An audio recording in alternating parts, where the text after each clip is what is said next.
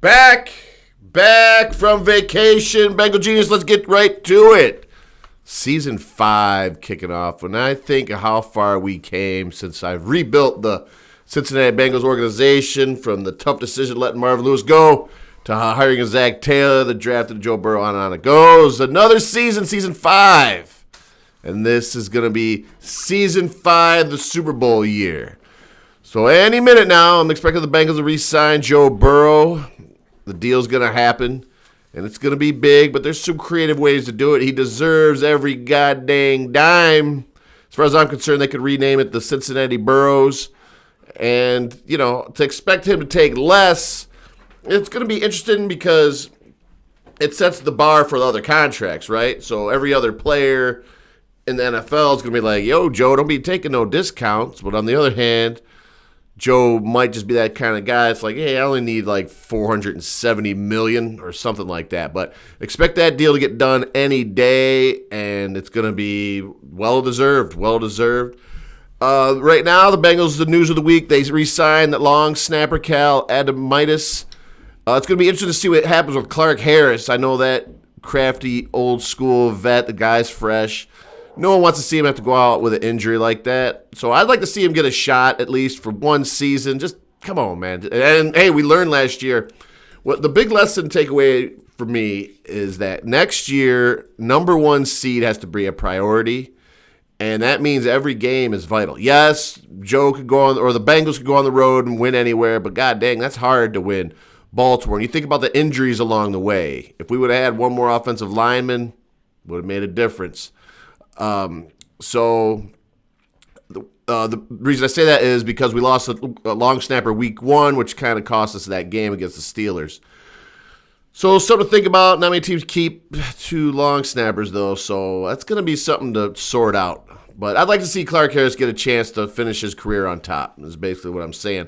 So what I want to see the Bengals do going into this season, very simple. Once again, Duke, I'm going to hammer it again, fix the O-line. But this time, they did a great job bringing in guys, but this time even better. I want quality offensive line depth. I already got our number 1 draft pick locked and loaded. I got the card ready to hand it to my boy, Roger Goodell, because I know. But what about this name? Consider this name, Taylor Lewan. Now, I'm not talking about starting. I'm talking about quality offensive line depth. That way, if someone gets hurt, God forbid, we don't have to put in a turnstile in there, which has happened the last 2 seasons. It's a must stop. We need quality offensive line depth. I'm going to be pounding on that all offseason. So, Duke, you've been doing a great job. Bengals are doing a great job, obviously. But the number 1 priority has got to be to protect Joe Burrow. And no more of these sacks costing us these games, man. In my opinion, we could have 2 Super Bowl wins if we had a little bit of an improved offensive line. So that's the focus, okay? But also, let's bring in another pass rusher. A guy I was looking at, he had 11 sacks last season. He's getting a little long in the tooth, but this would be a good guy to come in late in the season. 3rd downs only. Brandon Graham, he's 35 years old, but he did have 11 sacks last year, and he's going to be a free agent. We could get him at a good price. So I like that. Also, maybe we could bring back old Larry Ogunjobi. Bring back him back into the fold. And we're going to have to let Jesse Bates go, just how it is. I love the guy. He's a great player. But Dax Hill's the number 1 first-round draft pick. And this is just how it's going to have to go. In order to do what we have to do, the Bengals are a great team right now, so guys are going to have to leave. We cannot re-sign everybody. So expect Dax Hill to fill in that spot, and then this money's going to go into extending T. Higgins, which I expect that to happen as well, and, of course, the Joe Burrow signing. And then in the draft, this is my guy. Look at this beauty here. Oh, thing to behold here. This guy, he is it. He is an offensive lineman. He's not the number 1 rated tackle of the draft, but this is a guy we want. He's a great team guy. You can tell he's a great locker room guy. Look at this face. It's only a face that only a mother and a Bengal fan could love. The guy's a mauler. Look at this play here. Look at that. 3 blocks. He's got great feet, a mauler in the run game, and he can play basically any offensive line spot, which guess what? Depth on the offensive line. That's right. You're following along with me. This is the guy, Cody Mock. out of North Dakota State. Volson can vouch for the guy. This guy is I want him. He's a great team guy. He's funny.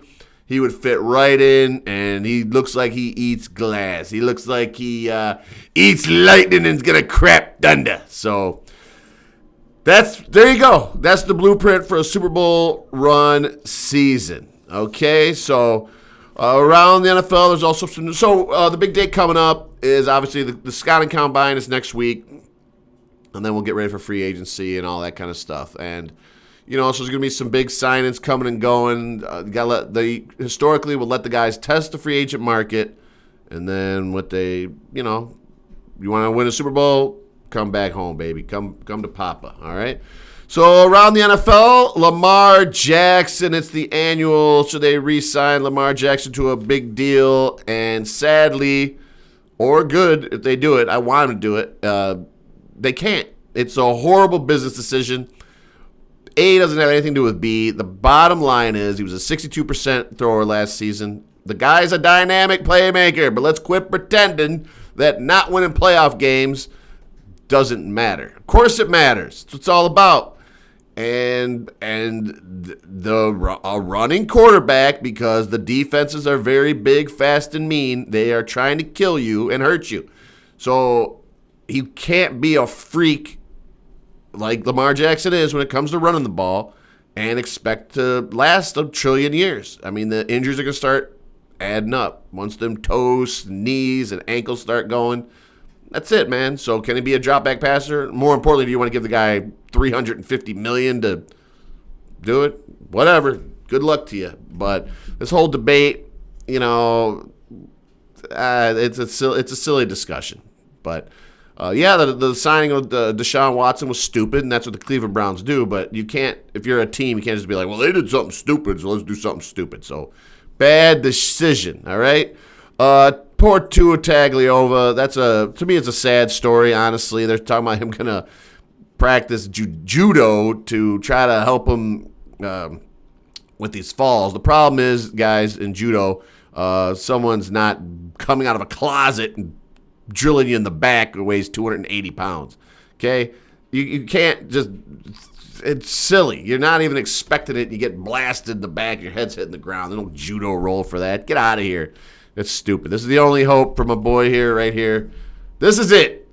He needs the old helmet from Spaceballs, but other than that, man, honestly, he's got to be smart, and I think he's got to be smart and protect himself and wrap it up.